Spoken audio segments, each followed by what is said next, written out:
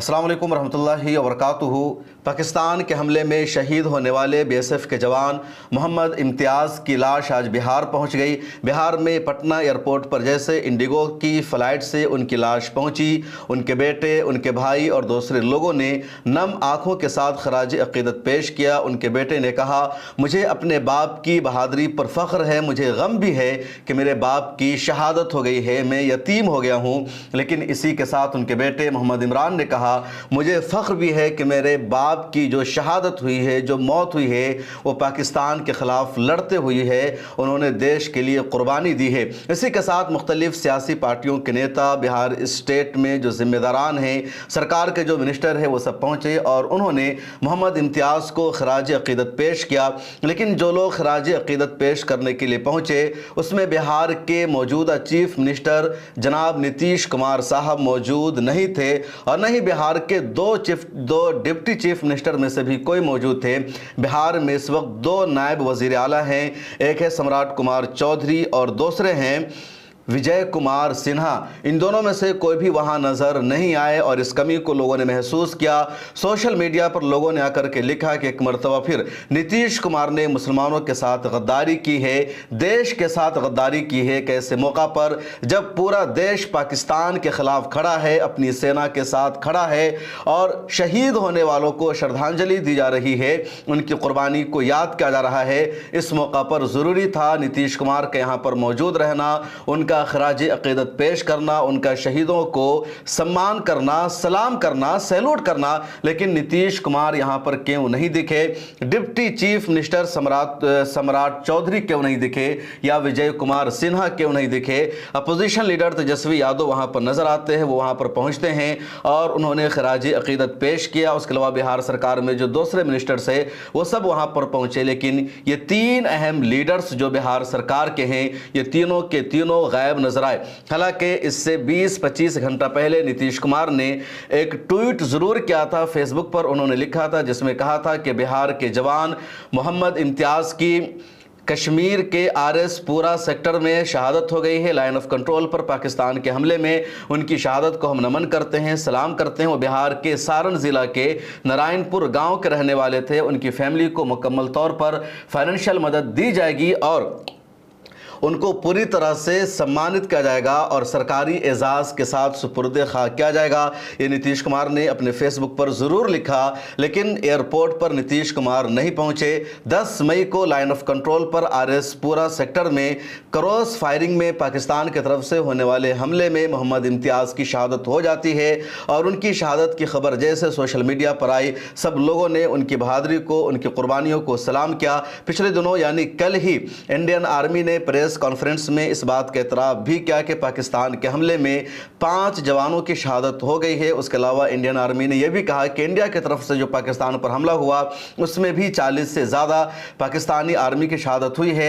India में जिन आर्मियों की, जिन जवानों की शहादत हुई उसमें मोहम्मद इम्तियाज़ का नाम भी शामिल है। बीएसएफ के सब इंस्पेक्टर थे और आरएस पूरा में लाइन ऑफ कंट्रोल पर मौजूद थे। लगातार इन्होंने पाकिस्तान पर हमला किया, पाकिस्तान को उसकी हरकतों का जवाब दिया, लेकिन लड़ते हुए इनकी भी शहादत हो जाती है, अपनी जान की बाजी हार जाते हैं। और जैसे सोशल मीडिया पर खबर आती है, सब लोगों ने इनको खराज अक़ीदत पेश करना शुरू किया। कांग्रेस के राज्यसभा एमपी और कांग्रेस माइनॉरिटी अफेयर्स के चेयरमैन इमरान प्रताप गढ़ी ने भी सबसे पहले मोहम्मद इम्तियाज़ के बारे में एक ट्वीट किया जिसमें उन्होंने लिखा, बीएसएफ के सब इंस्पेक्टर मोहम्मद इम्तियाज़ आज जम्मू के आरएस पुरा में पाकिस्तान के साथ क्रॉस बॉर्डर फायरिंग में शहीद हो गए। वो अपनी पोस्ट को बहादुरी के साथ लीड कर रहे थे। इमरान प्रताप गढ़ी का ट्वीट था और इसी तरह बहुत सारे लोगों ने ट्वीट किया। किसने लिखा कि मीडिया में महाज को संभाल रही थी कर्नल सोफिया कुरैशी और बॉर्डर पर महाज को संभाल रहे थे मोहम्मद इम्तियाज़ और इससे पहले भी कई जवानों की शहादत हुई और अब आज यानी 10 मई को इनकी शहादत हुई। 12 मई को इंडिगो की फ़्लाइट से जम्मू एंड कश्मीर से इनको पटना पहुँचाया गया। पटना पहुँचने से पहले बीएसएफ का जो हेडक्वार्टर है कश्मीर में, वहाँ के लेफ्टिनेंट गवर्नर मनोज मनोज सिन्हा ने खराज अकीदत पेश किया। उसके अलावा वहाँ के डिप्टी सीएम ने खराज अकीदत पेश किया। उसके बाद इंडिगो की स्पेशल फ्लाइट के ज़रिए इनको बिहार के पटना पहुँचाया गया। मोहम्मद इम्तियाज़ 3 भाई हैं, उनके एक और भाई बीएसएफ में, उसके अलावा एक भाई घर पर रहते हैं, उनके बेटे भी हैं, उनकी 3 बेटी भी है। तो उन सब लोगों ने, उनकी फैमिली ने एयरपोर्ट पर आकर के नम आँखों के साथ इनकी लाश को अपने लिया और सरकारी सम्मान इनको दिया गया। उसके बाद सरकारी एजाज़ के साथ इनकी तजहीज़ो तकफीन अमल में आएगी। मोहम्मद इम्तियाज़ बिहार के सारण ज़िला के नारायणपुर गांव के रहने वाले थे। उनकी शहादत की खबर ने सभी को गमज़दा कर दिया है। क्या कुछ उनके बेटे ने मीडिया से बातचीत करते हुए कहा, कैसा उनका दर्द था, आप सुनिए। मेरे पिता बहुत मजबूत इंसान थे और बहुत गर्व है अपने पिता पे।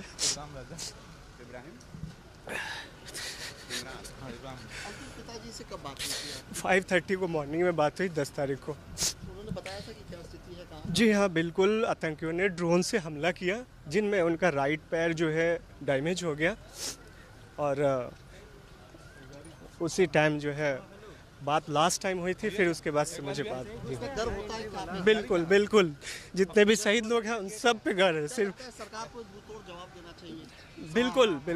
बिल्कुल देना चाहिए।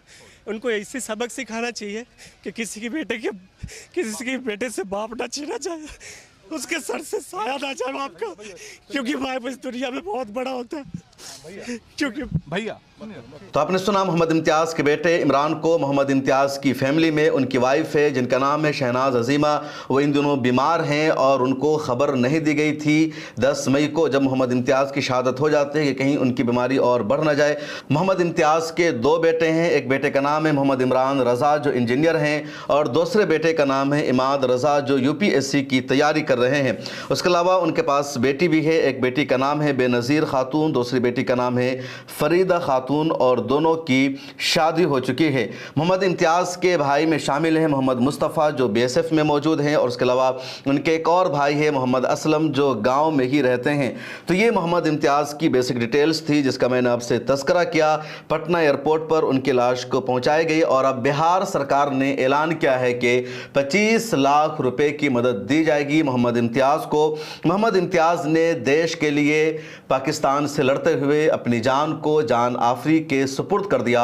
मोहम्मद इम्तियाज़ की शहादत को सलाम, उनके जज्बे को सलाम। और एक तमाचा है उन तमाम लोगों को भी जो मुसलमानों पर शक करते हैं, मुसलमानों पर गद्दार होने का इल्ज़ाम लगाते हैं। जब बात आई पाकिस्तान के ख़िलाफ़ लड़ने की, जब बात आई पाकिस्तान को जवाब देने की, तो मुसलमानों ने पूरे देश में साबित कर दिया कि पाकिस्तान के ख़िलाफ़ वो कहीं भी पीछे नहीं रह सकते हैं। अगर सरहद पर जाकर जंग लड़ने की बात है, सरहद पर जाकर पाकिस्तान को जवाब देने की बात है, तो मोहम्मद इम्तियाज़ पहली सफ में खड़े नजर आए और उन्होंने अपनी जान का नजराना पेश कर दिया। अगर बात सामने आई कि कैसे पाकिस्तान के झूठे प्रोपेगेंडा को काउंटर करना है, उसको जवाब देना है, आर्मी को लीड करना है, ऑपरेशन सिंदूर को लीड करना है और पूरी दुनिया के सामने ऑपरेशन सिंदूर की कामयाबी को बताना है, तो उसके लिए भी कर्नल सोफिया कुरैशी सामने आती है जिनका पूरा का पूरा ख़ानदान ही पिछली कई दिहाइयों से आर्मी में मौजूद है और वो अपनी सर्विसेज को, अपनी खिदमात को अंजाम दे रहा है।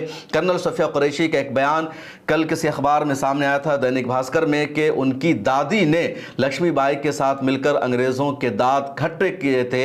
उनके वालिद का बयान सामने आता है कि पिछली कई दिहाइयों से वो लोग फ़ौज में अपनी खिदमात को, अपनी सर्विसेज को अंजाम दे रहे हैं। उधर देश भर में मुसलमानों ने, मुसलमान रहनुमाओं ने सेना के मनोबल को बढ़ाया, उनके हौसला को बढ़ाया। और असदुद्दीन ओवैसी की तो सबसे ज़्यादा तारीफ़ हो रही है।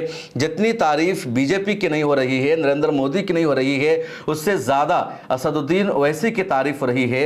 जो लोग मोदी भक्त हैं, जो लोग नरेंद्र मोदी की सबसे ज़्यादा तारीफ़ करते थे, वो नरेंद्र मोदी को लेकर के चुप हैं, या फिर वो इंदिरा गांधी की तारीफ़ कर रहे हैं और कह रहे हैं कि हमें नरेंद्र मोदी से ऐसी उम्मीद नहीं थी। कुछ लोगों ने तो यह भी लिख दिया कि मेरा पूरा परिवार अब तक बीजेपी को वोट कर रहा था, लेकिन अब हम कभी बीजेपी को वोट नहीं करेंगे। लेकिन वो तमाम लोग असदुद्दीन ओवैसी की तारीफ कर रहे हैं, असदुद्दीन ओवैसी को हीरो करार दे रहे हैं, और किस तरह वो लोग लिख रहे हैं सोशल मीडिया पर, स्क्रीन पर देखिए, मैं पढ़ भी रहा हूं। किसी ने लिखा, ओवैसी सर को दुनिया के चप्पे चप्पे की जानकारी है, कमाल का दिमाग है ओवैसी सर का। किसी ने लिखा, बैरिस्टर साहब हैं, दुनिया का कानून मालूम है, जय हिंद जय भारत। किसी ने लिखा, बहुत अच्छा नेता है, सेकुलर लीडर से लाख गुना अच्छा है, दोगला नहीं है। किसी ने लिखा, ज्ञान तो है तभी तो राजनीति में है। एक और ने लिखा, नन रिस्पॉन्सिबल स्टेट पाकिस्तान। एक ने लिखा, बहुत बढ़िया मैसेज ओवैसी साहब, शुक्रिया।